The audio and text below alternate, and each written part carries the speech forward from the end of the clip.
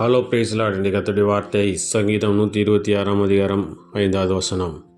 கண்ணீரோடே விதைக்கிறவர்கள் கம்பீரத்தோடே அறுப்பார்கள். பிரியமானவர்களே, விவசாயி தான் விதைக்கும் போது அநேக பிரயாசப்பட்டு அநேக ஆட்களை விட்டு அநேக செலவு செய்து கஷ்டத்தின் மத்தியிலும் விதையை விதைக்கிறான்.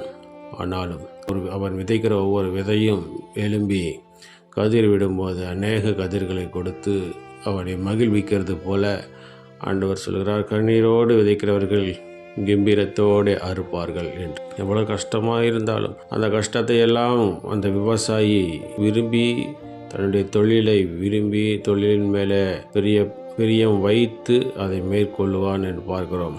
அதே போல் நாமும் நம்முடைய வேலைகளில் அது கண்ணீரின் பாதையாக இருக்கலாம், கஷ்டத்தின் பாதையாக இருக்கலாம். ஆனால் அதை ஆண்டவரை முன்னிட்டு நாம் செய்கிற வேலையின் மேலே, நாம் செய்கிற ஊழியத்தின் மேலே, நாம் படிக்கிற படிப்பின் மேலே பிரியம் வைத்து நாம் நம்முடைய தொழிலை, வேலையை, படிப்பை, ஊழியத்தை தொடர்வோம். நாம் இன்றைக்கு கண்ணீரோடு விதைத்தாலும் நம்மை ஆண்டவர் கம்பீரத்தோடு அறுக்க வைப்பார். சுவாசிப்போம், பிரார்த்தனை செய்வோம்.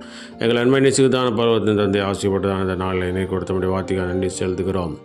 கண்ணீரோடு விதைக்கிறவர்கள் கம்பீரத்தோடு அறுப்பார்கள் என்ற வார்த்தையின்படி நீர் எங்களோடு கூட இருந்து இன்றைய காலத்தில் நாங்கள் கண்ணீரோடு எங்களுடைய வேலைகளில், தொழில்களை, ஊழியங்களை செய்யலாம். ஆனாலும் நீர் சொல்லியிருக்கிறபடி அறுக்கும்போது கம்பீரத்தோடு அறுப்பார்கள் என்று. ஆகவே விளைச்சல் அமோகமாக இருக்கும் என்று சொன்ன வசனத்தின்படி நீர் எங்களுடைய வாழ்க்கையில் இருக்கிறதான வேலையில், ஊழியத்தில், படிப்பில் எல்லாவற்றிலும் நிச்சயத்தையும் வெற்றியையும் அநேக முன்னேற்றத்தையும் செழிப்பையும் கட்டளையிட்டு தந்த நாமத்தை மேம்படுத்துக. இந்த நாளில் நாங்கள் செய்கிற வேலைகள், தொழில்கள், படிப்பு, ஊழியங்கள், போக்குவரத்துகள் எல்லாவற்றிலும் உடைய கரம் கூர்ந்து பிரியகார் செய்து நாமத்தை மேம்படுத்த வேண்டும். எங்கள் காப்பாடு இயேசுவின் நாமத்து மூலமாக கேட்டுக்கொள்கிறேன் எங்கள் ஜீவனுள்ள நல்ல பிதாவே. ஆமேன், ஆமேன்.